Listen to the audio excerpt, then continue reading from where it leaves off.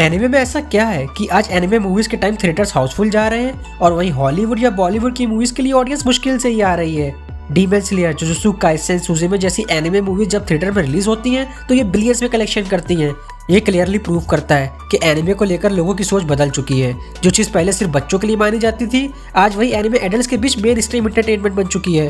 तो सवाल ये नहीं कि एनिमे पॉपुलर क्यों हो रहा है, सवाल ये है कि लोग लाइव एक्शन से एनिमे की तरफ शिफ्ट क्यों हो रहे हैं। आज हम इसी बारे में बात करेंगे, हाउ एनिमे इज रोलिंग और कैसे एनिमे धीरे धीरे करके लाइव एक्शन को पीछे छोड़ता जा रहा है।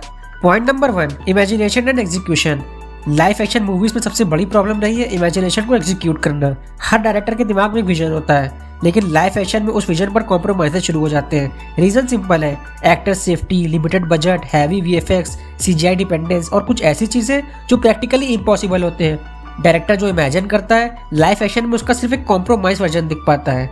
वहीं एनिमे में सीन बिल्कुल उल्टा है। यहाँ इमेजिनेशन और एग्जीक्यूशन के बीच ऑलमोस्ट कोई गैप नहीं होता। डायरेक्टर जो सोचता है उसे एनिमेशन के थ्रू ऑलमोस्ट एग्जैक्टली वैसे ही दिखाया जा सकता है। जो चीज़ लाइव एक्शन में बजट की वजह से कट हो जाती है, वही एनिमे में क्रिएटिविटी का हाईलाइट बन जाती है। इसलिए एनिमे सिर्फ फ्रीडम ऑफ इमेजिनेशन नहीं देता, एनिमे बेटर एग्जीक्यूशन भी देता है। जब ऑडियंस को अनकॉम्प्रोमाइज्ड इमेजिनेशन एंड एग्जीक्यूशन मिलती है तो नेचुरली लोग उसकी तरफ शिफ्ट होने लगते हैं। Point number 2, story telling and emotional पे ऑफ। आजकल की लाइव एक्शन मूवीज स्टोरी पे ज़्यादा फोकस नहीं करती, वो big stars, big budget, big action पे फोकस करती हैं, लेकिन इसकी वजह से कहीं ना कहीं स्टोरी पीछे छूट जाती है।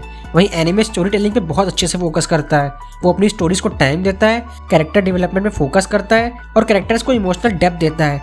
एनिमे में फाइट सिर्फ एक्शन सीक्वेंस नहीं होती, हर फाइट के पीछे एक इमोशनल कंटेक्स्ट होता है। हर पावर अप किसी लॉस, किसी फेयर या किसी सेक्रीफाइस से जुड़ा होता है। इसलिए जब एनिमे में कोई इमोशनल सीन आता है तो उससे फैंस कनेक्ट कर पाते हैं। इसी इमोशनल डेप्थ की वजह से एनिमे कैरेक्टर्स और स्टोरीज ज़्यादा इम्पैक्ट छोड़ देते हैं।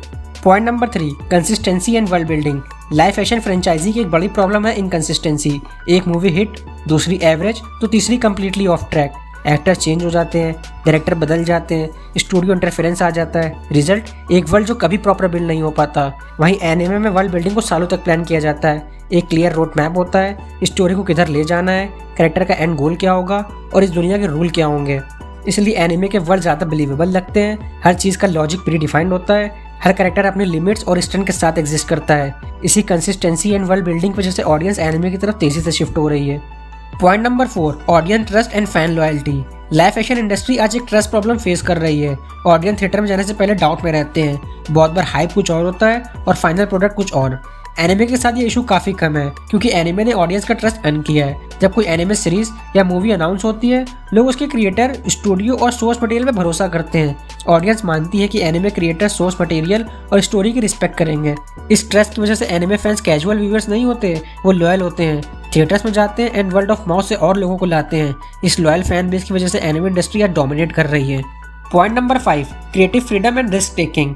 लाइव एक्शन में एक कॉमन पैटर्न होता है, हीरो वर्सेस विलेन, और एंड में मोस्टली हीरो ही जीत जाता है। स्टोरी बदलने के नाम पर सिर्फ पैकेजिंग बदल दी जाती है। रीजन सिंपल है, लाइव एक्शन इंडस्ट्री रिस्क लेने से डरती है।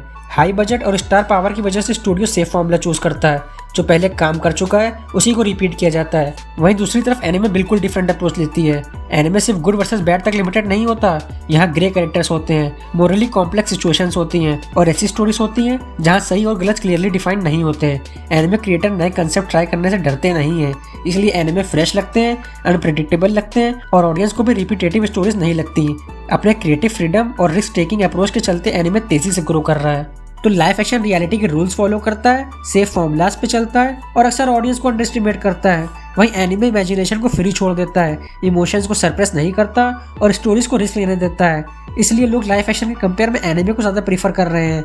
ये कहना गलत होगा कि एनिमे लाइव एक्शन को डिस्ट्रॉय कर रहा है, बल्कि एनिमे तो लाइव एक्शन को इवॉल्व होने के लिए फोर्स कर रहा है। इस बारे में तुम्हारा क्या ओपिनियन है, कमेंट्स में बताओ और ऐसे वीडियोस के लिए subscribe to super hero counter.